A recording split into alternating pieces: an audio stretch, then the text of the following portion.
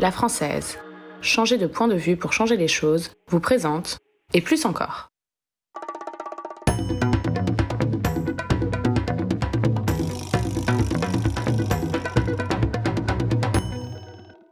Et plus encore, le magazine des professionnels de la finance et de la gestion de patrimoine, une émission diffusée sur H24 Finance, mais également sur LinkedIn et sur YouTube. N'oubliez d'ailleurs pas de vous abonner à notre page LinkedIn et à notre chaîne YouTube pour ne rien manquer. Programme chargé ce soir. Il sera question de ce qui se passe sur les marchés financiers avec le point marché de Nadine Trémolière, directeur de Primonial Portfolio Solutions, et notre club de la finance autrement avec Olivier Guillou d'Ecofi, Arnaud Faller de CPR Asset Management et Aymeric Préaubert de Sycomore Asset Management. Le thème du jour qu'on nous donne l'envie. Il sera également question d'innovation dans l'asset management avec l'homme dans l'actu. Ce sera Olivier Marié, le directeur général de CPR Asset Management. Innovation également dans le non-coté avec le directeur exécutif d'Opale Capital chez Tikeo, Paul Moreno-Blosseville. Et puis, il y aura naturellement la revue de presse de Georges Delataille. Voilà, tout est dit. On attaque de suite.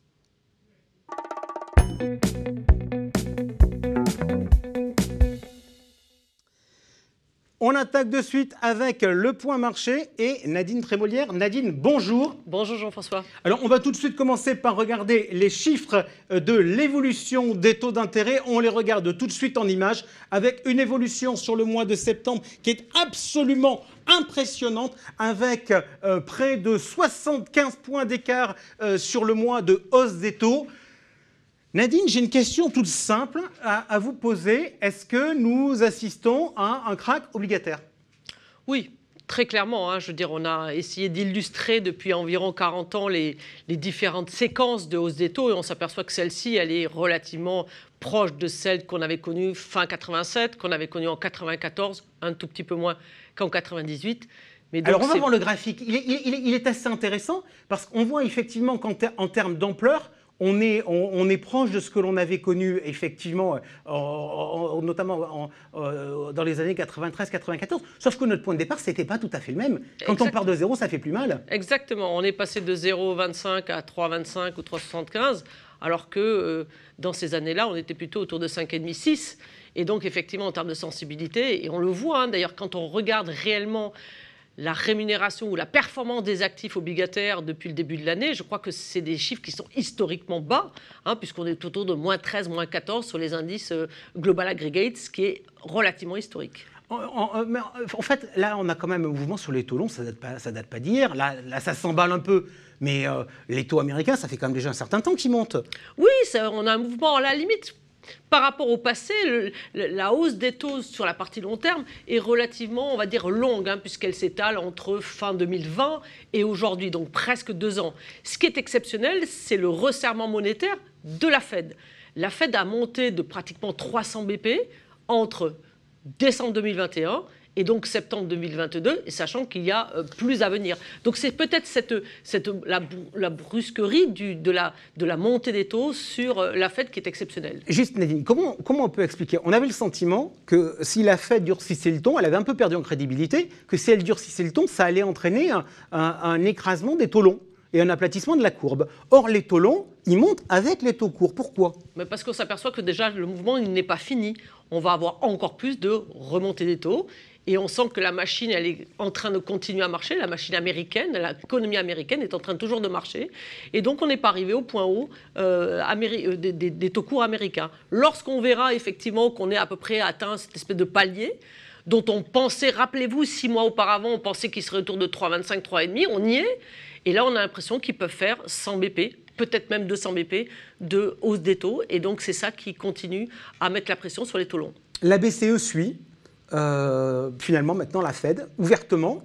Pourquoi? Parce que la situation économique n'est pas du tout la même en Europe qu'aux États-Unis. C'est quoi? C'est l'effet change? On voit que le dollar continue de s'apprécier? C'est 10% d'inflation aussi dans la zone euro en septembre. On ne peut pas l'ignorer non plus. Le vrai ferment de la montée des taux, c'est quand même l'inflation. Or, on est en train de vivre en Europe, une séquence d'hyperinflation qui est quand même relativement exceptionnelle, qu'on n'a jamais connue dans la période de l'euro, ces 20 dernières années. Donc c'est quand même le premier driver. Après, effectivement, la BCE, elle avait des taux à zéro depuis à peu près une dizaine d'années. Il faut qu'elle commence à faire elle-même son propre cycle.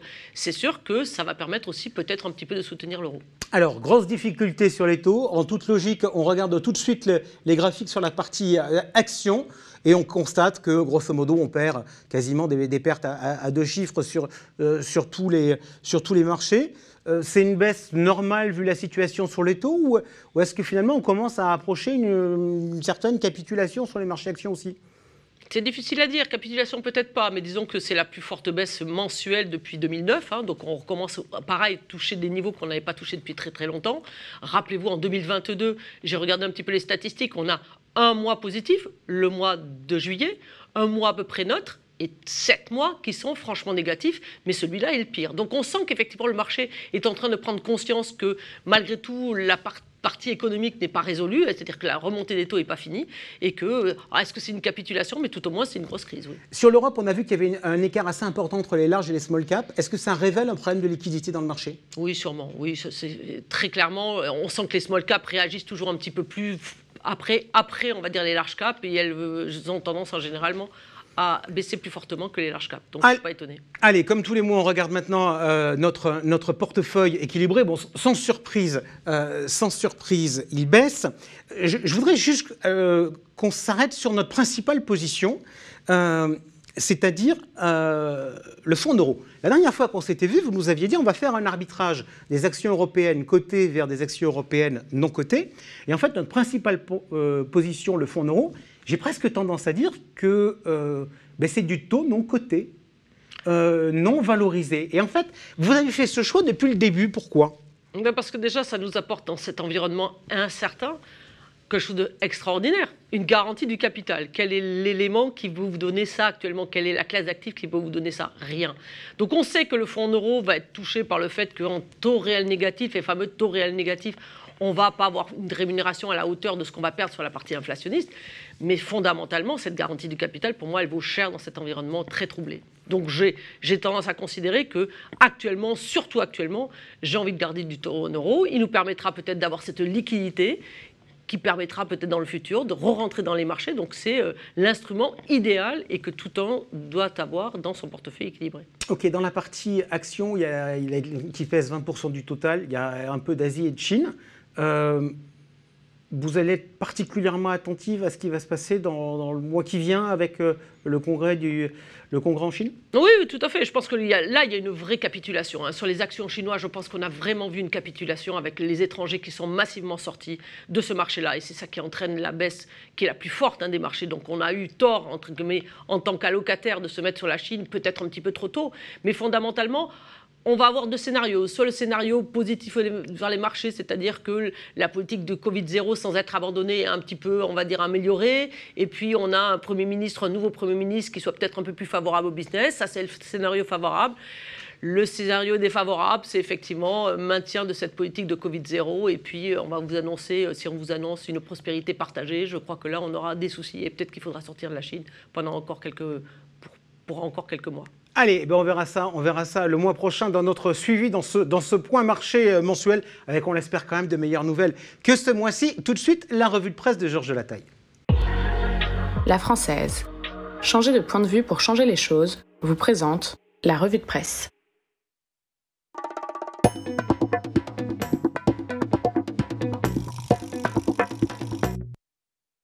Bonjour Georges, par quoi commencez-vous cette revue de presse ? Bonjour Jean-François, on va commencer par parler business avec BNP Paribas Cardiff qui a présenté les résultats de la 16e édition de son baromètre du marché des conseillers en gestion de patrimoine. Baromètre fait en partenariat avec Kantar et cette année co-construit avec la profession des CGP. Il y a plein d'informations dedans, je vais juste vous retenir deux chiffres. Le premier, 67% des CGP estiment que leurs clients seront beaucoup plus sensibles au niveau de risque de leur placement. Deuxième chiffre, 65% des CGP considèrent soit une opération d'acquisition, soit une opération de cession de leur cabinet ou d'un autre cabinet dans les prochaines années. Vous pouvez retrouver tous les autres chiffres sur H24 Finance. Allez, puisqu'on parle de consolidation, j'en profite pour pour vous rappeler le rachat début septembre de l'ensemble Bien Prévoir Prime Alliance par Erez, le spécialiste de l'épargne salariale, se dote ainsi d'une jolie jambe immobilière. Si vous voulez jouer sur les rachats, j'en ai plein d'autres. Le premier, le rachat de 2 nouveaux CGP, Covaleur et Askel Patrimoine Conseil, par Patrimofi, le groupe dirigé par Georges Nemeth. J'ai aussi le rachat du cabinet de Marc-Antoine Dolphy par Erez, le groupe dirigé par Patrick Ganancia. Alors le groupe Cristal, lui, qui avait été fondé il y a 30 ans par Bruno Narchal, lui revendique 17 acquisitions et il vient de réorganiser ses marques. Donc pour la gestion privée, ce sera donc La Place et pour les solutions produits, Zenith Group. Ça bouge et ça bouge aussi dans l'univers de la gestion avec la naissance d'Ophi Invest.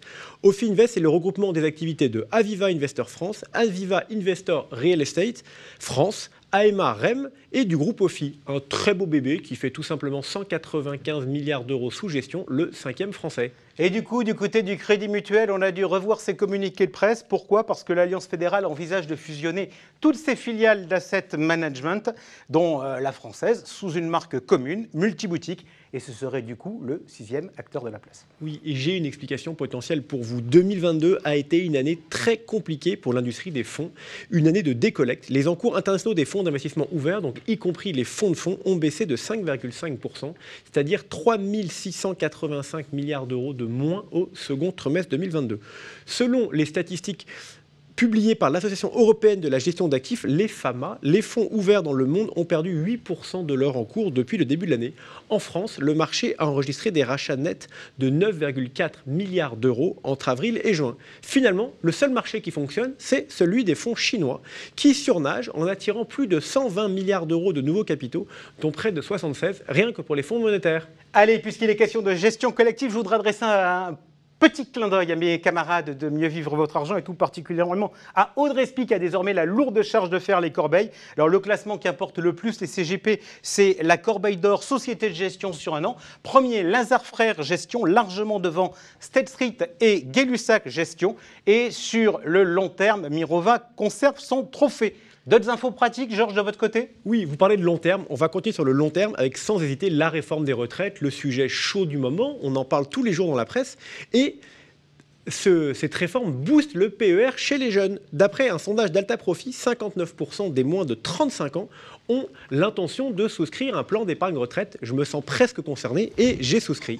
C'est un taux d'adhésion de plus de 24 points supplémentaires à l'ensemble des Français. Pour les CGP, il reste une question, comment aller capter ces jeunes ? Et alors Georges, puisque vous êtes concerné, vous avez une réponse ? Alors, pas encore, mais bon, j'ai quelques idées. En tout cas, j'ai des idées du côté de Mescart qui va lancer un PER patrimonial avec l'UMR, mais ce ne sont pas les jeunes qui sont visés. Il est accessible pour tous jusqu'à 70 ans.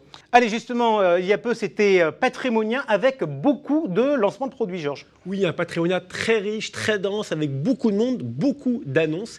Et vous pourrez le voir dans quelques minutes en plateau. Je crois que vous avez le plaisir de recevoir Olivier Marié, le patron de CPR Asset Management, pour parler de CPR sélection thématique. Moi, je voudrais vous parler d'une autre innovation, le lancement de la gamme Tremplin, lancée par Suravenir, qui sera accessible dans les produits, dans les contrats Vie+, mais aussi dans d'autres contrats. Une gamme composée de 6 fonds de non-cotés, avec de l'immobilier, avec Novaxia Sélection R, mais aussi de la dette privée avec Eiffel Group, sans oublier le fonds Evergreen d'Euraseo Private Value Europe 3 ou un fonds de capital transmission piloté par Apax Partners. Allez, un dernier mot avant le mercato ? Oui, le pôle commun de l'AMF et de la CPR nous explique que la majorité des arnaques constatées sont relatives aux cryptoactifs et au forex.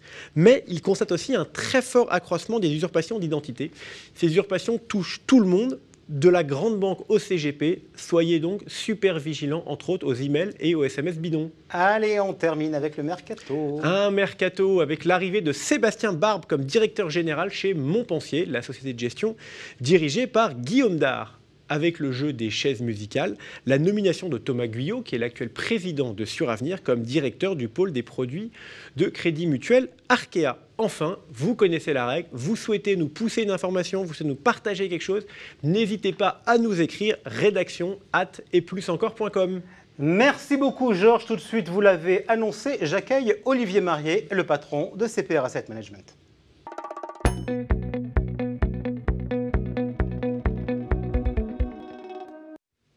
L'homme dans l'actu, Olivier Marié, directeur général de CPR Asset Management. Olivier, bonjour. Bonjour. La dernière fois que j'ai eu le plaisir de vous accueillir sur ce plateau, c'était il y a à peu près il y a un an, parce que vous veniez d'arriver à la tête de CPR Asset Management. Comment s'est passée cette année? Très bien. Une belle année, une bonne année, avec beaucoup de projets, beaucoup d'innovations. On a lancé notamment un fonds sur l'hydrogène. On a lancé récemment aussi un fonds sur les océans, l'économie des océans. Et puis, beaucoup d'activités, beaucoup d'accompagnement auprès des CGP notamment.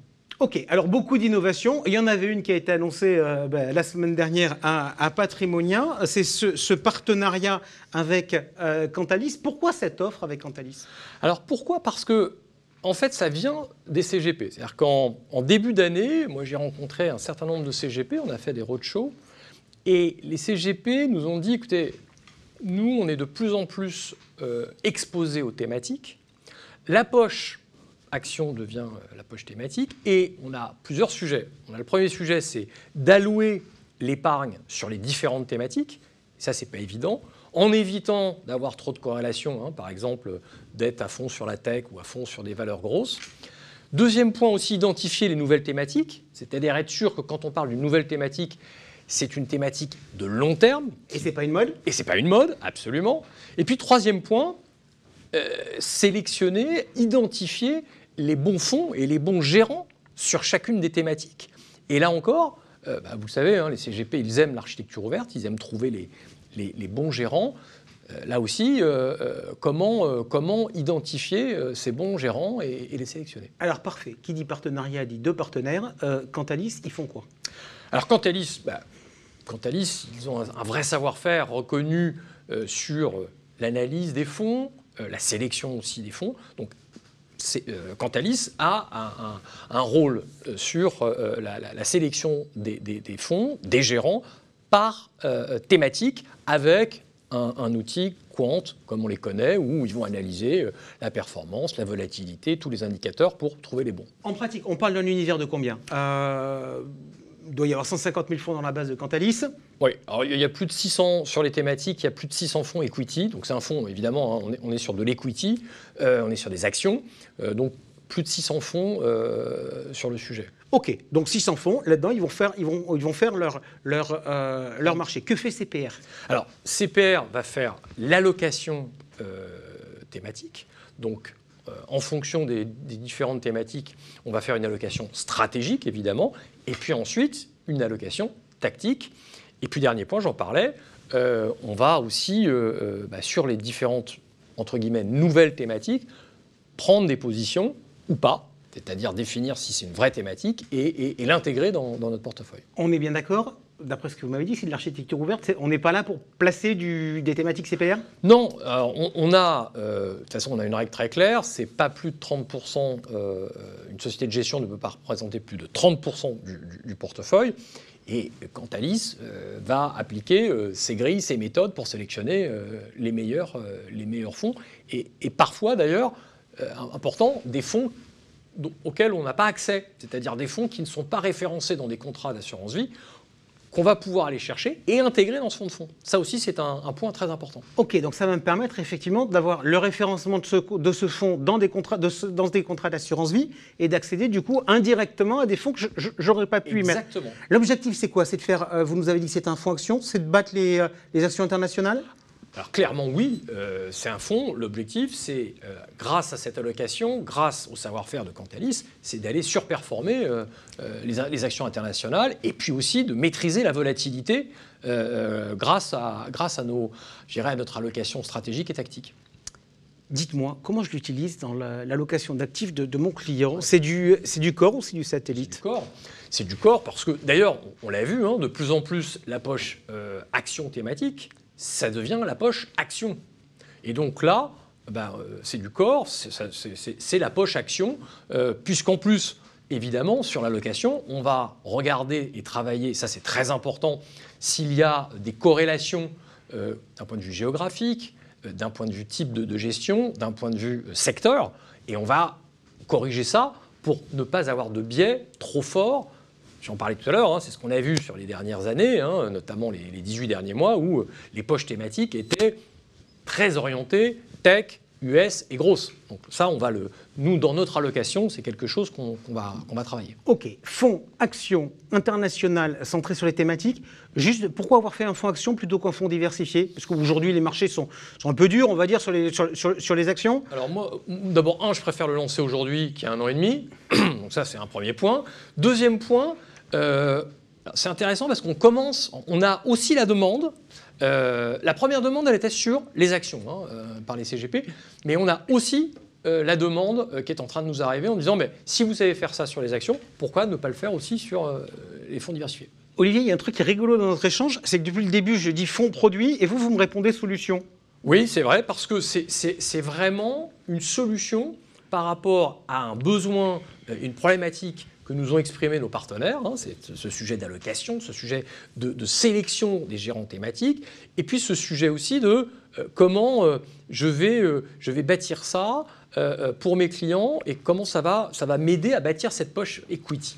Quid de la partie accompagnement? Parce que c'est vrai qu'en fait, on a vu ce développement massif des thématiques, sauf que chez X, Y ou Z, sous le même mot, on ne va pas avoir les mêmes logiques de produits, les mêmes approches. Et d'un côté, on se dit c'est génial parce que c'est super simple.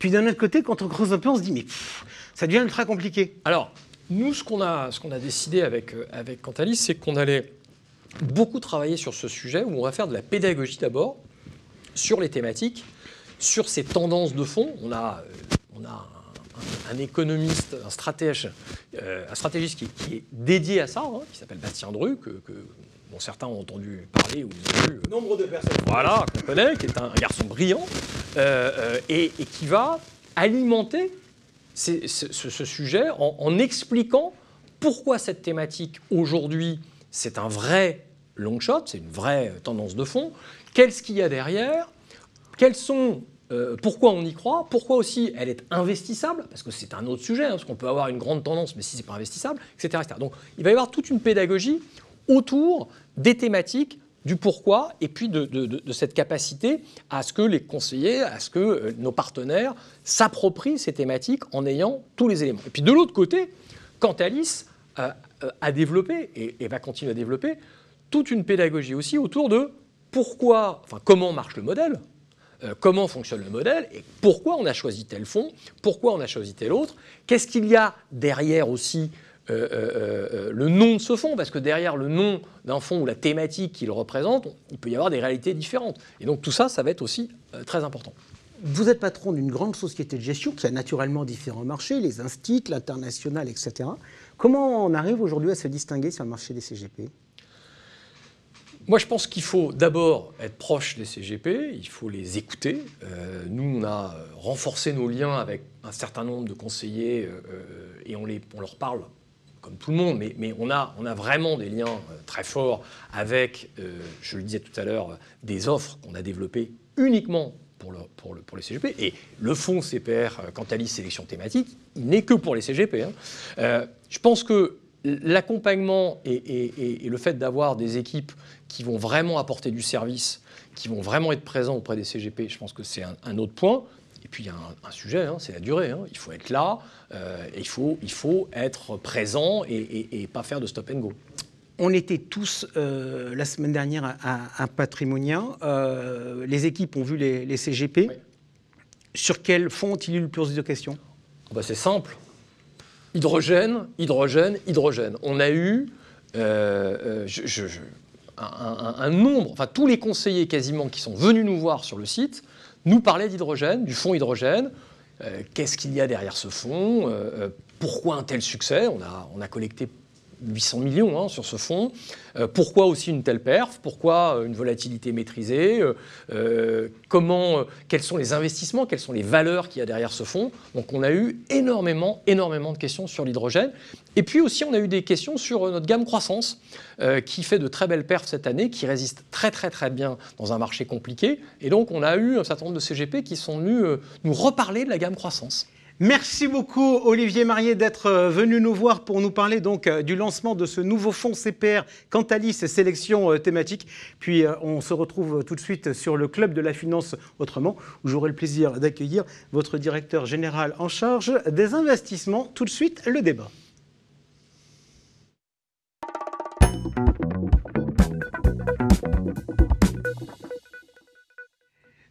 Le club de la finance, autrement avec celui dont on parlait avec Olivier Marié il y a de cela quelques instants, le directeur général délégué en charge des investissements de CPR Asset Management, Arnaud Faller. Arnaud, bonjour. Bonjour Jean-François. Avec nous également le fondateur de Sycomore Asset Management, Aymeric Préaubert, bonjour. Bonjour Jean-François. Et le directeur de la gestion d'Ecofi, Olivier Guillot. Olivier, bonjour. Bonjour Jean-François. Alors naturellement, on va parler finances durables, c'est ce qu'on a mis dans le titre, qu'on me donne l'envie. Mais naturellement, vu la situation des marchés, on va revenir un peu sur votre perception de ce qui s'est passé sur les marchés. Olivier, je commence avec vous. La situation sur les taux s'est fortement tendue. Et c'est considérablement dégradé, on n'en est pas sorti probablement. Donc il y a plusieurs événements qui expliquent cette situation. Donc c'est clairement évidemment la politique des banques centrales qui avait espéré longtemps réduire l'impact de l'inflation par la réduction de l'offre. Et on a basculé à partir de l'été sur une stratégie différente qui est beaucoup plus douloureuse pour tout le monde, hein, les épargnants, mais également les travailleurs, de destruction de la demande. Et donc ça a une conséquence assez dramatique puisque les taux progressent, les taux courts des banques centrales sont en forte progression. Et on n'est pas à la fin de ce cycle. Et donc, il y a un impact assez fort sur le niveau des taux d'intérêt à long terme pour faire ralentir l'économie. Aymeric, est-ce que les banquiers centraux n'ont pas perdu la main? Franchement, Jérôme Powell, l'inflation temporaire, etc. Et puis là, que je te cogne des 75 points de base à chaque fois, ils sont encore crédibles? Moi, je trouve qu'au contraire, ils sont en train de reprendre la main. Et que ce que l'on vit aujourd'hui est évidemment très douloureux, que ce soit sur les taux et aussi les actions et la plupart des classes d'actifs. Hein. Mais c'est, à mon avis, hein, c'est essentiel d'agir et d'agir de manière forte. Je pense quand même, si on prend un petit peu de recul, que l'on retrouve une situation qui finalement est un retour à la normale.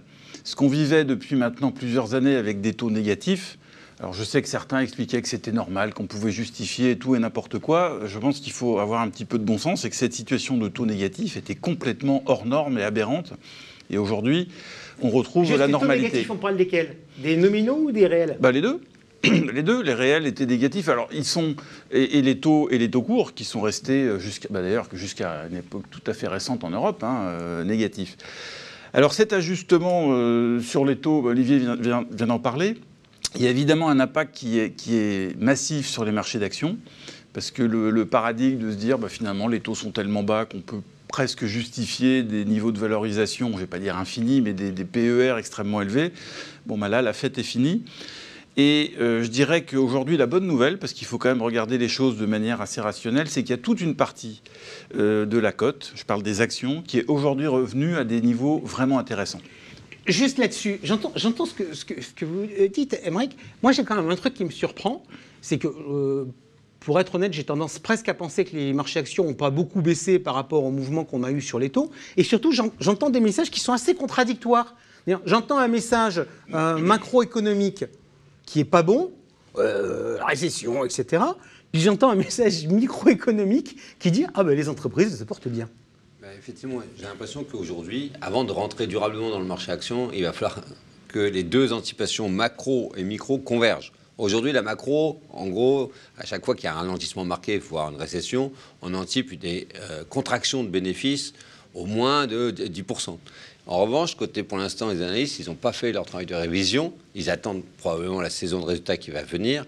Mais pour 2023, ils voient encore des progressions de bénéfices. Donc, on va avoir des marchés plus sains, mais pas avant cette confrontation entre la macro et la micro. Alors, pas forcément jusqu'à 10%, mais la micro a besoin de réviser en baisse les bénéfices anticipés parce que devant nous, on va quand même avoir des difficultés. Oui. Ouais, Aymeric. D'ailleurs, le discours micro, je ne partage pas tout à fait votre analyse. Il a changé très récemment. Je parle du discours des entreprises qui, effectivement, on peut dire jusqu'à l'été, était assez rassurant en disant finalement les choses vont bien, on arrive à passer des hausses de prix pour compenser l'énergie. Enfin, un discours globalement que je trouvais assez lénifiant. Et là, depuis la rentrée, et ça, je trouve ça plutôt positif, les entreprises disent désormais, la situation est très complexe. On connaît les problèmes, l'énergie, les chaînes logistiques d'approvisionnement, l'inflation salariale. Et c'est pas simplement en passant des quelques hausses de prix qu'on va s'en sortir. Et enfin, la demande, puisqu'on parle beaucoup de récession. C'est impossible de prédire une récession, mais ça fait partie, je dirais, des possibilités, voire des probabilités assez élevées, donc une demande qui chute. Donc on a des coûts qui montent, une demande qui chute. Je ne sais pas si c'est 10% la baisse des profits, mais pour moi, en 2023, on doit faire un ajustement énorme sur les profits. Comme on l'avait vu en 2008, où pendant très longtemps, les entreprises disaient le consensus a été très lent et les profits ont baissé de 40 à 50%. Je ne pense pas que ce sera autant l'an prochain, mais ce sera probablement très fort. Et d'ailleurs, c'est pour ça que je vais peut-être compléter ce que je viens de dire quand je disais qu'il y avait des niveaux qui étaient intéressants sur les marchés d'actions. Il faut peut-être préciser les choses. Sur le plan des valeurs de croissance, étant donné le changement complet de l'environnementaux, je considère que l'ajustement qui a été fort, la baisse a été forte, n'est pas terminé. N'est pas suffisant. Et tant que les banques centrales, et ça c'est les banques centrales qui parlent, elles ne sont pas arrivées au terme de leur mouvement, je pense que le de-rating des valeurs de croissance, la grande majorité des valeurs de croissance va se poursuivre. Ensuite, sur tout le reste, pour schématiser ce qu'on peut appeler la value, les cycliques, les valeurs industrielles, en termes de prix intrinsèques, je pense que les prix sont bons, franchement. Ils sont aujourd'hui attractifs. Sauf qu'on en revient à ce qu'on vient de dire, à partir des chiffres du troisième trimestre qui vont être publiés dans les jours qui viennent, les semaines qui viennent, il va y avoir énormément d'ajustements à la baisse. C'est les chiffres du T3, du T4 l'an prochain. Et malheureusement, même si un prix d'action est faible, quand une société déçoit au moment de sa publication, en général, ça ne monte pas. Donc on aura encore, je pense, jusqu'à mi-2023, des marchés d'actions qui vont être très difficiles. Tout le débat entre prix et valeur. Olivier Guillou, votre sentiment, vous, sur les actions et sur la valo, vous faites la même distinction entre guillemets, potentiel de baisse supérieur sur les valeurs de croissance aux valeurs autres? Parce qu'on ne sait pas trop si c'est que des values, des cycliques, etc. On va dire donc non-croissance, non-cataloguée croissance. Sur le déterminant des taux, en fait, ce que nous on attend, c'est qu'on est sur un horizon plus proche, d'ici la fin de l'année, une vision de l'atterrissage, donc du fameux taux pivot de la part des banques centrales. Je crois même que les événements récents, les craintes qu'on a sur le système financier font que on peut avoir des bonnes nouvelles par rapport à ça. Donc ça peut limiter quelque part l'effet négatif de valorisation sur les valeurs de croissance. Au-delà de ça, après... Je traduis quand même ce que vous venez de me dire. Vous venez de me dire, les banquiers centraux vont tellement flipper sur le système qu'ils vont se calmer un peu. C'est une possibilité. Ça reste une possibilité. C'est pas la Banque centrale d'Angleterre, c'est ce qu'elle a fait. Ça reste une possibilité, mais on s'écarte un peu du jugement fondamental. Sur le jugement fondamental, oui, fatalement, il y aura encore un effet retard dans les prix, puisque l'atterrissage, on l'a vu sur les perspectives bénéficiaires, n'est pas encore accompli. Donc plutôt, effectivement, sur les valeurs cycliques, par exemple, nous, on est plus prudent à court terme par rapport à ça, puisqu'il y a beaucoup d'inconnus sur la capacité de produire, finalement, au-delà de réaliser des bénéfices. C'est l'outil productif qui est impacté par la hausse du prix de l'énergie. OK, on est en train de parler de marché. Moi, je voudrais, comme notre débat est quand même sur la finance durable, comme dans chacun de ces clubs de la finance autrement, je voudrais essayer de vous poser à chacun une question très simple, structurelle, sur votre offre, et notamment pour savoir s'il y a des biais structurelle, valeur de croissance dans votre offre. Arnaud Faller, l'offre chez vous, elle est très largement tournée autour des thématiques, que ce soit l'alimentation, le climat, la disruption, la tech, etc. Donc est-ce que structurellement, dans votre offre, dans les sélections de valeurs, il y a un biais valeur de croissance? Globalement, il y a un biais de valeur de croissance, mais on a pu le tempérer un peu parce qu'il y a la place pour maintenant, y compris pour des raisons de valorisation, pour faire un peu plus de value. Et il y a certains fonds où il y a un biais value, au contraire, dans l'autre sens. On y reviendra. Par exemple, sur l'hydrogène, on a en tête que l'ensemble de l'écosystème hydrogène, ce n'est pas que des valeurs d'hypercroissance. Il peut y avoir aussi des valeurs value. Et d'ailleurs, le fonds, il a un PE inférieur à celui du marché. OK. Aymeric, vous aussi, même approche chez vous, beaucoup de thématiques, on se rappelle, éco-solutions, capital humain, etc. Donc vous proposez une offre qui est variée. Est-ce qu'on a un biais valeur de croissance? Alors la réponse est oui, puisque d'une part, les valeurs ISR ne sont pas toutes des valeurs de croissance, mais il y a un biais valeur de croissance par nature, puisque beaucoup de secteurs comme l'énergie, les métaux, les mines, etc., je dis pas qu'il n'y a pas de société ISR dans ces secteurs-là, mais globalement, ce sont quand même des secteurs qui sont beaucoup moins favorisés pour tout ce qui est ESG. Et ensuite, dans les thématiques, par définition, si on choisit d'investir dans une thématique, c'est qu'on pense que cette thématique se développe plus vite et qu'elle est un foyer de croissance. Donc, par nature, on a un biais croissance. Ça, c'est incontestable. Et ce n'est pas parce qu'aujourd'hui, il y a les valeurs value qui marchent mieux qu'on va complètement changer notre fusil d'épaule. Donc, oui, il y a un biais croissant. Mais je voudrais quand même tempérer ça, en particulier dans le fonds qui s'occupe de la transition énergétique. Et je rejoins ce que vient de dire Arnaud, il n'y a pas que des valeurs d'hypercroissance, il y a des valeurs qui sont en train de transformer leur modèle. Et ça, c'est quelque chose, c'est une chose à laquelle on est très attentif, et pas simplement depuis cette année. C'est, oui, on peut investir dans une thématique. Vous aimez bien les transformations de modèle. Exactement. Et surtout, on sait qu'il y a des cycles sur le marché. On a eu un cycle extrêmement long de croissance. Il ne faut pas acheter que de la croissance. Donc il faut avoir la possibilité, dans un fonds thématique, il faut que le gérant puisse ajuster en fonction des valorisations, tout simplement, de ses anticipations. Donc la réponse, oui, il y a un biais croissance, mais dans les fonds, on est très attentif à pouvoir aussi ajuster et faire bouger le portefeuille. Olivier Guillou, est-ce qu'il y a un biais valeur de croissance dans la gamme d'Ecofi ? Oui, notre gamme, en fait, est plutôt orientée développement durable, donc clairement, il y a un biais de valeur de croissance. Mais ce biais, en fait, on a des possibilités de l'ajuster, les effets négatifs. Donc c'est des fonds multithématiques, où on peut bouger le curseur entre les valeurs plus ou moins défensives, plus ou moins agressives. Et donc, dans l'allocation, il y a des marges de manœuvre, mais clairement, il y a un biais croissance durable. Ok. Alors, en fait, cette émission s'appelle « Comme me donne l'envie ». Pourquoi j'ai choisi ce titre ? Parce que je savais que j'allais vous plomber le moral pendant tout le début de l'émission.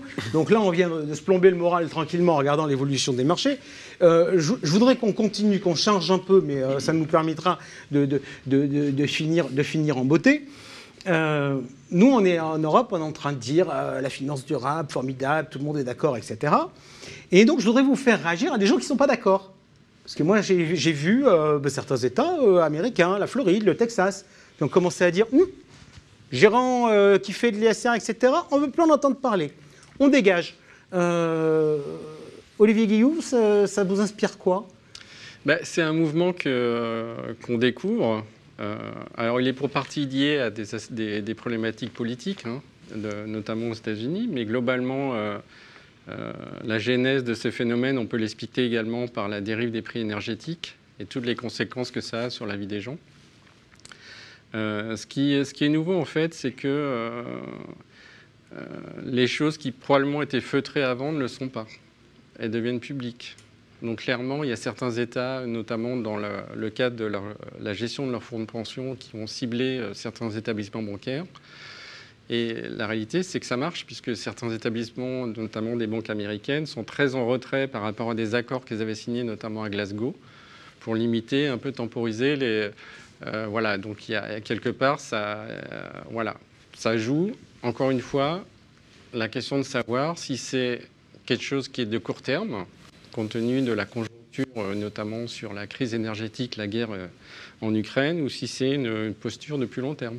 Aymeric Préaubert, votre sentiment, le nouveau roi Charles aura le droit de rester à la maison et sera privé d'un discours à la COP27. On a le sentiment que les Anglais font un peu marche arrière. Là encore, est-ce que ce qui paraissait comme étant un truc admis par tout le monde n'est pas en train d'être assez sensiblement challengé ? Ça, j'en sais rien, mais j'y crois pas trop. Concernant la posture des Texans, parce qu'il faut appeler ça une posture, c'est comme souvent le cas aux États-Unis et en particulier au Texas, il y a une forme de brutalité, il y a une forme d'excès. Et je pense qu'il ne faut pas prendre ça non plus au pied de la lettre, même si la semonce est sévère. Je dirais aussi que si on regarde les choses dans la réalité, le Texas, évidemment, c'est un État, probablement l'État où qui produit le plus de pétrole aux États-Unis. Il y en a d'autres, mais c'est le principal producteur. Mais 15% de l'énergie consommée au Texas est d'origine renouvelable. Donc ils ne sont pas complètement anti. Ce n'est pas pour les défendre que je dis ça, c'est pour faire la part des choses. Alors maintenant, qu'est-ce que j'en pense ? Bien évidemment, dire on ne touche plus à l'ESG, les sociétés responsables et les banques responsables, on n'investit plus, c'est totalement ridicule de faire ça. Ça n'a aucun sens de s'exprimer de cette manière-là. Mais pour moi, ça a quand même un mérite, qui est celui de mettre fin à l'angélisme de l'investissement responsable. Et ça, c'est un de nos chevaux de bataille, qui est de dire, si être responsable, c'est simplement acheter les bons élèves qui font rouler leurs commerciaux dans des Tesla et qui disent « Ah non, nous, les cimentiers, les pétroliers, on ne regarde pas parce que ça pollue », on ne changera pas les choses. Et ça, c'est un discours que l'on tient depuis très longtemps. Et il est vrai que pour faire, je pense, de l'ISR utile, il faut donner des capitaux, que ce soit nous en tant qu'investisseurs ou des banques comme financeurs, vers des sociétés qui aujourd'hui sont partie du problème, sont les pollueurs, mais qui sont en train d'apporter des solutions. On pourrait prendre plein d'exemples. En Scandinavie, des producteurs d'acier qui utilisent de nouvelles façons de produire, qui consomment moins de CO2, ou qui utilisent des sources renouvelables, etc. Ça, c'est pas du rêve, ça. Mais il faut aider ces gens-là, parce que sinon, il ne se passera rien. Arnaud. Donc le fait de dire pour les Texans, on touche pas à l'ISR, c'est excessif et c'est complètement erroné, mais il faut repenser la façon dont on aborde le problème. Ouais. Mais c'est vrai qu'aux États-Unis, on voit une radicalisation des positions. C'est-à-dire que la Californie ferait l'inverse. Hein. Donc il y a en ce moment très clairement deux camps, le camp républicain et le camp démocrate. La bonne nouvelle malgré tout aux États-Unis, c'est que l'inflation de réduction Act a un volet sur la transition énergétique qui est important, hein, 380 le plan milliards. Biden. Ouais. Le plan Biden qui finalement a été voté au cours de l'été. On voit qu'il relance l'hydrogène, il relance l'ensemble de la sphère électrique. Donc très bien. De manière générale, je suis d'accord avec Raymond. Les pétroliers font partie de la solution, c'est pas le problème. Et ils ont les capitaux. Il faut les inciter à switcher les investissements, et ils le font pour partie. Mais les capitaux, ils viennent de là. Ils ont des masses et comme on dit, ils shiftent des trillions. C'est-à-dire, c'est vraiment ça qu'il faut mobiliser, qu'il faut flécher d'une autre manière. Et on voit bien y compris dans la sphère solaire, etc., il y a des capitaux qui viennent de la sphère de l'énergie pétrolière. Et tant mieux, parce que c'est là qu'on mobilise le plus de force. Pardon, mais moi je veux bien, mais quand on regarde les comportements, nous on est en France, donc un acteur qu'on suit beaucoup, c'est Total. Il y a des débats sur les super profits. Total dit pas question qu'il y ait des super profits parce que chez nous il n'y a pas de super profit.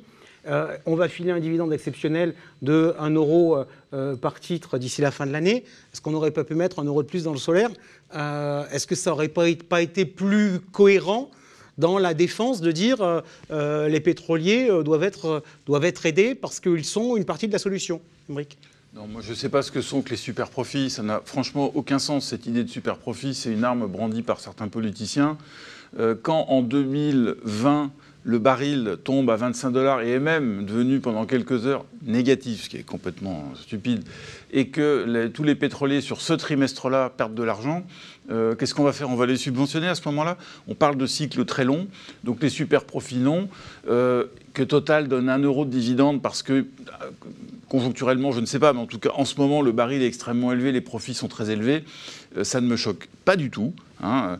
Et Total a une politique très claire pour prendre cet exemple-là en termes de dividendes. C'est-à-dire qu'en priorité, il y a des investissements à financer, il y a un bilan qui doit rester dans à peu près un axe 20-25% de levier, et puis ensuite, s'il y a un excès, il y a soit des rachats d'actions, soit des dividendes. Et là, aujourd'hui, vu les profits, effectivement, qui sont extrêmement élevés en ce moment à court terme, qu'il y a un dividende supplémentaire, pourquoi pas? Allez, dans les événements d'actualité, il y a naturellement la guerre. Est-ce que ça a changé la vision de l'ESG chez vous, Olivier Guillou? Il y a tout un tas de débats sur la défense, on n'intègre pas. Non, pas sur cet aspect-là de défense. Je crois qu'on n'est pas en dehors de la société. Donc il y a des choses qui sont permises dans nos investissements, il y a des choses qui ne sont pas permises. Pour Total, pour rebondir sur l'exemple de Total, nous, ce qui nous importe également, c'est la crédibilité de la trajectoire 2050, au-delà du dividende de 1 euro. Donc l'armement, en fait, ça dépend de la nature des produits, mais il n'y a pas d'exclusion. Encore une fois, on est dans une logique d'influence, on est dans une logique d'accompagnement, on n'est pas dans une logique d'exclusion, sauf sur des problématiques particulières qui seraient liées à des demandes particulières d'investisseurs. Mais dans un cadre général, on est plus sur quelque chose de raisonnable et raisonné. Ça a bougé chez vous un peu Globalement, les principes n'ont pas bougé. Spécifiquement sur l'armement, vraiment les critères qu'on va regarder en priorité, c'est la déontologie, l'éthique des affaires. Mais les grands groupes d'armement européens, pour autant qu'ils respectent précisément ces axes-là, elles peuvent être intégrées dans le portefeuille de manière assez classique. C'est la même chose chez nous. La guerre en Ukraine n'a pas changé notre politique d'investissement. Simplement, elle a peut-être rappelé à certains que de dire exclure systématiquement l'armement, ce que nous ne faisons pas, c'est de l'angélisme à nouveau. on a besoin d'avoir des systèmes pour se défendre face à des États qui ont beaucoup moins d'éthique que nos démocraties. Donc ensuite, ça ne veut pas dire acheter tous les armements, tous les types d'armements. Il y a des pratiques qu'il faut surveiller, qu'il faut encadrer, mais c'est bien évidemment indispensable. Aussi, on parlait d'accompagner des pétroliers, également d'accompagner des sociétés qui protègent notre modèle, tout simplement. C'est ça, mais une question sur les métaux. En fait, on voit l'environnement, il est quand même un peu compliqué. Hausse des taux, on en a parlé en début d'émission, potentielle baisse des profits. Puis avec tous les panneaux solaires, tout ce qu'on est en train de faire autour de la transition énergétique, on a besoin de beaucoup de métaux. Finalement, c'est ce secteur-là qui était très cyclique, on est en train de se dire, mais la demande va être tellement forte que c'est un marché potentiellement intéressant. Vous le traitez comment, Arnaud Faller? Bon, on ne fait pas de distinction par rapport à avant. Alors au passage, la demande va peut-être être forte, mais il faut juste se rappeler que la demande mondiale va peut-être baisser plutôt en 2023, y compris parce que la Chine ralentit beaucoup. Donc il n'y a pas de... Je ne crois pas que ça soit l'opportunité immédiate la plus forte qui existe, parce qu'encore une fois, la demande en Asie est en train de rebaisser. Et sinon, les critères ESG s'appliquent aussi, que ce soit sur les métaux ou le pétrole de la même façon, en regardant ce qu'ils font sur la trajectoire 2050, étape par étape, en plus de évidemment la gouvernance qu'il faut attacher, à laquelle il faut s'attacher avec beaucoup d'attention. Ok, petite page réglementaire. On va demander, les conseillers bancaires doivent, depuis le début août, les conseillers indépendants vont devoir, à partir du 1er janvier, demander les préférences ESG des clients. Donc on va être obligé de s'interroger pour savoir la proportion de l'investissement qu'on souhaite mettre dans des choses qui sont considérées comme durables par la taxonomie, la proportion des investissements investis dans des investissements durables au sens du règlement européen SFDR. Les principales incidences négatives de nos investissements. Aymeric, vous vous dites quoi? Vous vous dites que ça va attirer l'attention des épargnants ou que ça va les faire fuir? Moi, je me dis qu'il y a un énorme travail de clarification à faire.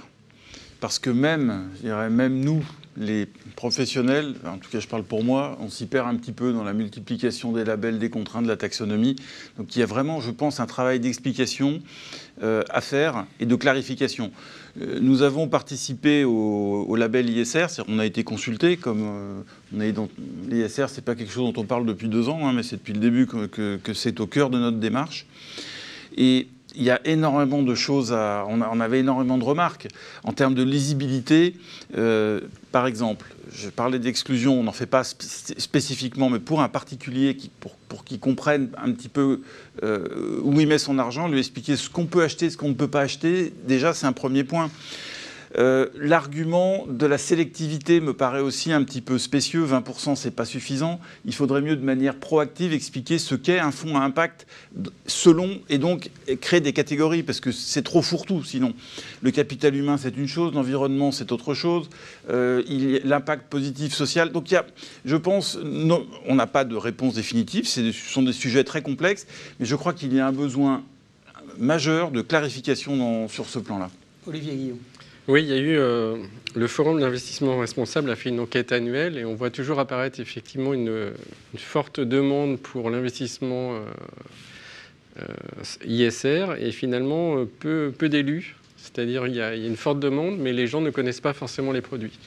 Et c'est vrai que cette profusion réglementaire qui est certes utile puisqu'elle fait suite à la COP21.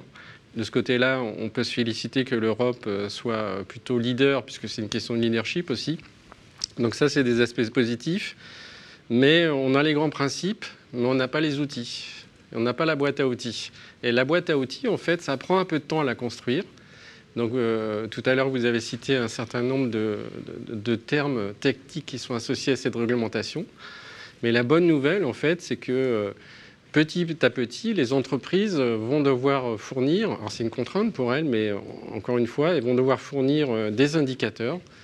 Et donc, on va pouvoir, nous, de notre côté, côté analyse des entreprises, remplir les cases et effectivement aboutir à un schéma qui soit un peu plus intelligible.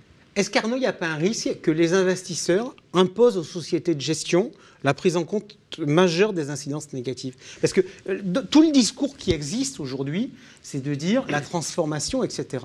Le fait que le troisième point ça soit les incidences négatives, est-ce qu'il n'y a pas un risque qu'il y ait des gens qui disent mais moi et qui du coup mettent les conseillers en difficulté en disant mais moi je veux pas d'armes, moi je veux pas de pétrole, moi je veux pas ci, moi je veux pas ça, parce que votre raisonnement il est très bien, mais il est quand même assez sophistiqué pour choupinette. Mais les incidences négatives, par la réglementation européenne, on est obligé de les tenir compte. Et là, autant la réglementation n'a pas été ultra claire sur la partie actifs durables ou taxonomie, autant sur les incidences négatives, il y en a 14, c'est assez précis. Franchement, là, le boulot est relativement bien fait. En revanche, il y a un risque de confusion, et ça, c'est triste parce que tout le monde a envie de progresser sur la finance durable et l'autorité ne nous aide pas totalement, puisqu'on demande à publier des ratios sur des notions qui n'ont pas été bien précises en amont.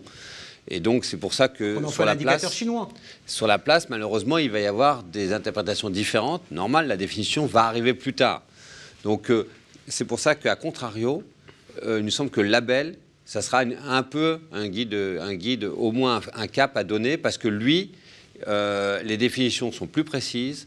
Donc là, il y a en ce moment une consultation pour qu'il y ait une V3, c'est-à-dire une version différente de progrès. Je pense qu'on va inciter les sociétés de gestion, par exemple, à exclure le fossile non conventionnel. C'est plutôt une bonne idée. Pour autant qu'on le définisse avec des seuils, mais comme on l'a fait déjà sur le charbon. On va exclure le fossile non conventionnel. On va aussi inciter les sociétés de gestion à exclure les controverses les plus aiguës. Il commence à y avoir pas mal de bases de données sur les controverses. Alors, il faudra faire son travail comme il faut, c'est-à-dire les plus aigus, OK, pour les exclure, et les autres, OK, pour engager avec les sociétés, pour qu'elles mènent elles-mêmes des plans d'action pour résoudre ces problèmes de controverses. Parce que les controverses, on voit très bien que ça peut tuer l'image, est évidemment la plus importante pour pas mal de business. Donc, ça progresse étape par étape. On n'est pas forcément au bout, mais le fossile non conventionnel, les controverses et puis les principales adverses négatives. L'idée, c'est que ça sera inséré dans le label, mais encore une fois, la définition est pour une fois pour l'Europe, ce coup-ci, eh bien, c'est moins le cas pour la proportion d'actifs durables ou de taxonomie, où là, il faudra attendre. Mais je partage le point de vue avec Olivier. La bonne nouvelle, c'est que pendant 2 ans, ça sera compliqué, mais que horizon 2024-2025, les sociétés vont publier. Quand je dis les sociétés, on parle de 50 000 sociétés, y compris des petites caps, y compris des vraiment petites caps. On va avoir des données, aussi bien en tant qu'analyste financier que citoyen européen, sur, par exemple, le taux de recyclage des déchets, par exemple, le nombre de mètres cubes d'eau gaspillés, évités, etc. Et on va pouvoir faire notre boulot de A à Z, parce qu'on aura des données auditées, tracées, comparables et libres de droit au passage, où on va pouvoir faire des comparaisons sur l'ensemble de monde extra-FI, comme on a pu le faire historiquement depuis X années sur la partie financière stricto sensu. Bien, on m'a trop donné bien avant l'envie, j'ai oublié les rêves et les merci, toutes ces choses qui avaient un trait, qui me font l'envie de vivre et le désir, qu'on me donne l'envie d'avoir envie, qu'on rallume ma vie.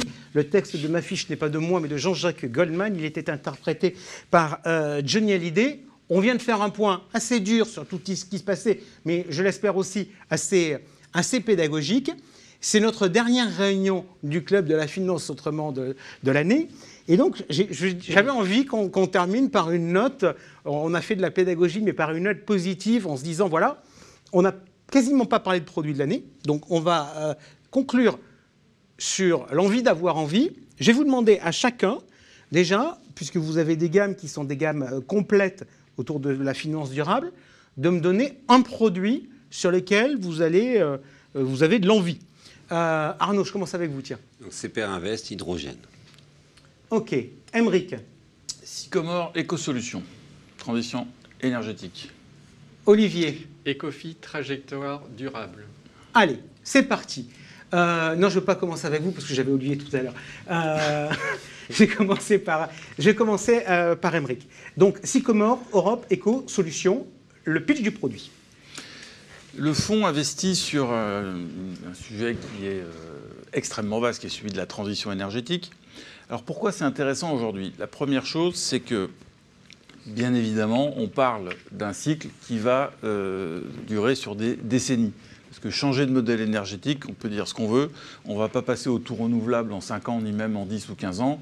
Donc on parle vraiment d'une tendance de fond qui aujourd'hui n'est plus remise en question par personne, et donc vraiment un grand boulevard de croissance. La deuxième chose, c'est que pour appréhender ces sujets dont on parle beaucoup, mais souvent, j'allais dire, avec un manque de précision. Nous, on fonde notre analyse sur une métrique, parce qu'avant de parler d'investissement, je pense qu'il faut parler de méthodologie. Comment on adresse ces sujets qui sont des sujets complexes, qui sont des sujets qu'on ne peut pas mettre en équation à 100%. Et donc, on a développé une méthodologie, ça fait maintenant plus de 7 ans, qui s'appelle la NEC, Net Environmental Contribution, qui établit de manière objective, chiffrée, précise, pour chaque entreprise, sa contribution à la transition. Et la transition, ce n'est pas que le CO2, c'est beaucoup plus large que ça. Alors la NEC, j'ai pris le reporting, donc 46%, là où l'échelle est entre moins 100 et 100. Oui, exactement. Bon, l'échelle, on l'a pris de moins 100 à plus 100. Plus 100, c'est quand même très très peu de sociétés, avec un baril 100 à 0. Et là, le fonds, effectivement, investit, c'est logique, sur des sociétés. Mais ce qui est intéressant, je dirais, c'est que le processus d'analyse, avant de parler d'analyse financière, que l'on mène, évidemment, comme dans tous les produits, est fondé sur cette analyse environnementale. Ça, c'est le second point. Je pense qu'il différencie le produit de beaucoup de concurrents, parce qu'il y a un certain nombre de fonds, et tant mieux, qui investissent sur ce thème du climat. Et puis le troisième élément, c'est que lorsque l'on a lancé le produit, il y a maintenant plus de 5 ans, on s'est dit, il y a une très forte mode à l'époque pour les valeurs de croissance, mais ça peut changer. Et on ne va pas changer l'orientation du produit parce que la mode change. Je pense qu'il faut avoir un fonds qui potentiellement peut donner de bons résultats quand les valeurs de croissance marchent bien, quand les valeurs de croissance marchent moins bien, ce qui est le cas cette année, puisque le fonds délivre relativement bien, enfin par rapport au marché, je parle. Et c'est ça l'intérêt, c'est que l'univers d'investissement de ce produit, c'est pour ça que j'en parle aujourd'hui, est extrêmement large, diversifié. C'est pas simplement, même si ça fait partie de l'univers, des éoliennes, des fabricants de panneaux solaires et Tesla, c'est beaucoup plus large que ça, parce que le problème de la transition énergétique, finalement, c'est un problème qui touche tous les secteurs, ou presque, les secteurs industriels qui touchent le BTP, la rénovation, la construction neuve. Donc c'est quelque chose d'extrêmement vaste, et c'est l'intérêt de ce fonds, qui est une thématique qui est porteuse pour des décennies, mais qui intègre un univers d'investissement extrêmement diversifié. Je lis sur le reporting, objectif, donc l'indice de référence MSCI Europe, et vous avez label ISR, Greenfin et SFDR 9 sur ce produit. Il est présenté, il est pitché. Arnaud, l'hydrogène. D'abord, l'hydrogène, c'est enfin un secteur où l'Europe pourrait être leader, parce qu'effectivement, il faut un message d'espoir. Et donc, le message d'espoir, c'est que l'Europe va tenir compte de la crise énergétique qui, au passage, risque de durer plutôt 2 ans, puisqu'on voit les futurs sur le gaz, c'est plutôt baisse qu'à partir de 2024. Et on voit qu'il y a des accélérations massives d'investissement de la sphère publique. On l'a vu en France la semaine dernière sur l'hydrogène, mais les Allemands font la même chose. Et donc, enfin, un domaine où on peut être leader et sur un thème, effectivement, multidécennal, mais au moins, on va pouvoir résoudre notre problème de souveraineté énergétique qui nous fait tellement mal aujourd'hui. Notre idée, c'est bien d'investir sur la totalité de la chaîne, à la fois les énergies renouvelables, mais aussi la technologie de membrane, d'électrolyseurs, aussi la partie distribution et la partie des utilisations. Ça nous fait un univers assez large, parce qu'il y a des gens qui disent que l'hydrogène a quelques valeurs. Avec nous, en fait, comme on parle de l'ensemble de cet écosystème, on a 200 valeurs au moins dans l'univers disponible, et un peu plus tous les jours parce qu'il y a des IPO qui arrivent. Et la bonne nouvelle, c'est que ce ne sont pas que des valeurs d'hypercroissance, parce qu'en fait, il y a pas mal d'investisseurs qui sont allés dans les fonds de clean energy et qui ont été déçus, parce qu'en fait, ils achètent des valeurs à 40, 50 de PE, et momentanément, ça peut s'ouvrir pendant quelques temps. Nous, on dit qu'on a une tendance de fond avec une valorisation, encore une fois, relativement faible, puisqu'en dessous de celle de l'indice, on est partout présent dans le monde, mais on a l'Europe qui est surreprésentée, et la bonne nouvelle, ça accueille le succès accueille le succès, puisque, en fait, on a maintenant, on va fêter les 1 an là, le mois prochain, et on a au-delà de 750 millions d'euros d'encours. C'est un thème qui plaît beaucoup aux Européens, d'avenir, on peut résoudre le problème de la souveraineté, et on n'a pas de problème de valorisation excessive, et donc c'est plutôt bien pertinent. Ok, comme je regarde votre reporting, l'objectif c'est de battre l'indice MSCI World. Oui. Même si en pratique, effectivement, lorsque je regarde la répartition géographique, on est très loin des 65% de l'indice sur le marché américain, puisqu'il y a seulement, j'ai pas mes lunettes, mais ça doit être 33%, 33% sur les US, le reste étant avec de fortes surpondérations sur l'Europe hors euro et la zone euro. Ouais. La bonne nouvelle, c'est ça, c'est que la plupart des fonds mondes, l'US sont ultra dominants, entre 65, 70, 75%. Avec ce fonds-là, on n'a pas la même chose que tous les fonds mondes. On Ok, a donc aussi il y des a valeurs un peu de européennes patriotisme et asiatiques. économique européen dans cette histoire-là. On est les premiers visés par la crise. On pourrait aussi être les premiers visés par la sortie de crise. Ok, Voilà. super. Olivier Guillou, vous m'avez proposé Ecofi trajectoire durable. Là, on est dans de la thématique ou on est dans de l'ESG traditionnel? On est un peu sur les deux. Donc c'est notre véhicule d'investissement Action Zone Euro autour de cette thématique de l'homme et de la planète. Donc cette thématique, en fait, on la décline en allocation sectorielle. On va retrouver des grandes thématiques qui nous sont chères, qu'on retrouve dans d'autres fonds de notre maison, notamment sur la zone monde. Donc ces thématiques, elles sont 6 principalement. Concernant la planète, donc on va retrouver l'efficience énergétique. Donc c'est une thématique dont on a parlé ce soir qui est très importante. Les énergies renouvelables, évidemment. Là encore, ce qui est une partie de la solution. Et puis la gestion des ressources, des déchets, tout ce qui a trait à l'économie circulaire. Donc ça, c'est vraiment des thématiques qui sont cruciales pour la planète. La deuxième partie, c'est l'homme. Donc c'est évidemment l'accompagnement de l'humain dans ce monde en bouleversement. Donc 3 thématiques qu'on met en avant, la santé, la nutrition, donc la santé sur des considérations démographiques, la nutrition par rapport aux enjeux qu'on voit bien avec la crise en Ukraine sur la nourriture au niveau mondial, les services à la personne, donc le vieillissement de la population, et un dernier point qui couvre un peu tous ces aspects-là, et ça rejoint un peu le débat qu'on avait tout à l'heure sur la qualité des données, sur la traçabilité des données, sur le fait d'avoir de l'audit des données. Donc c'est tout ce qui est testing, inspection et certification. Et dernière petite question, vous me répondez en quelques mots. Tout à l'heure, parce qu'en se livrant à l'exercice, moi je suis toujours, chaque fois que vous me parlez d'un produit, je vais voir les reporting pour obtenir de l'info, parce que c'est ça qu'on les conseillait. Donc, Aymeric nous parlait de l'ENEC dans les reportings de Sycomore. Je suis allé aller chercher les reportings de chez vous, et la note ESG se mesure selon quatre critères. Il y a le E, bon, ça c'est l'environnement. Il y a le S, ça c'est le social. Il y a le G, c'est la gouvernance. Puis chez vous, il y en a un quatrième, c'est la TE, la touche Ecofi. Oui, en fait, là on rentre peut-être, on soulève le capot, mais simplement c'est une expression différente où effectivement on reçoit des informations sur le rating des entreprises, et on apporte une touche dans le sens où on pondère certains éléments qui nous sont chers de manière un peu différente. Ok, super, merci beaucoup. On a encore un peu débordé, mais bon, voilà, c'est toujours pareil. Quand on aime bien les sujets, on les traite à fond. Merci à tous les trois d'avoir été avec nous cette saison. On continue tout de suite notre émission et on quitte l'univers du côté pour passer à un autre à l'affiche.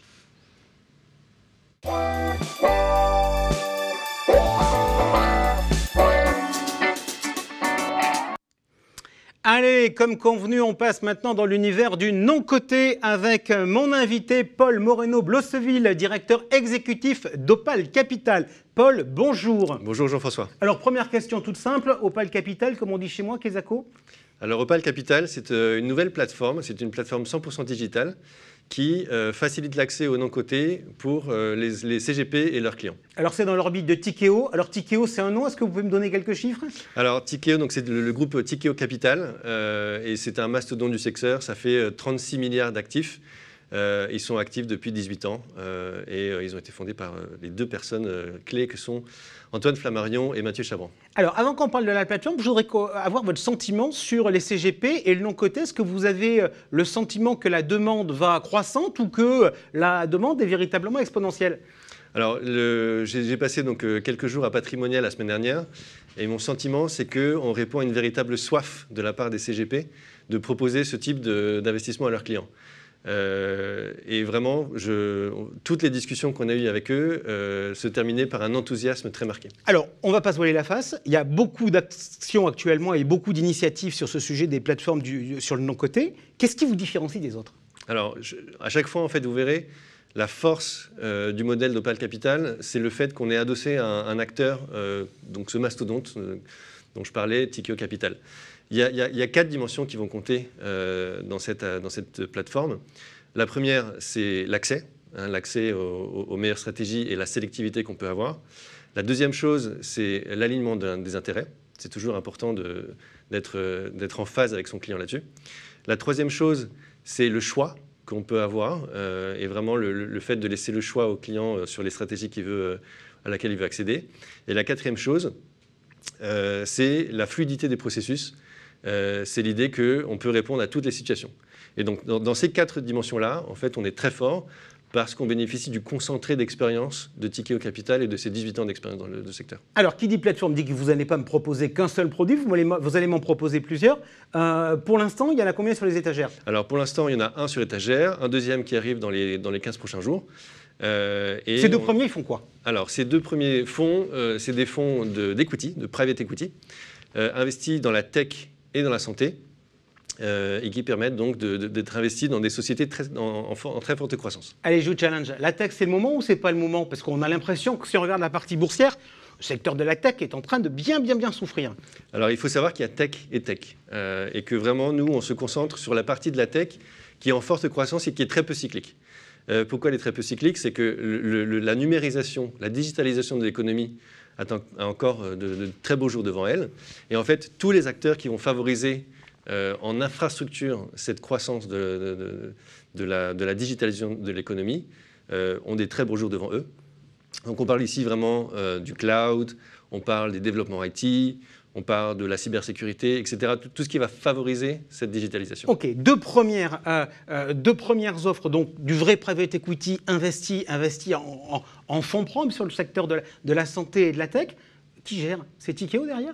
Non, Opal Capital est une plateforme en architecture ouverte, c'est-à-dire qu'on va vraiment proposer des fonds de Tikehau, bien entendu, mais évidemment d'autres fonds en fonction des stratégies qu'on choisit, des thématiques couvertes, des géographies couvertes.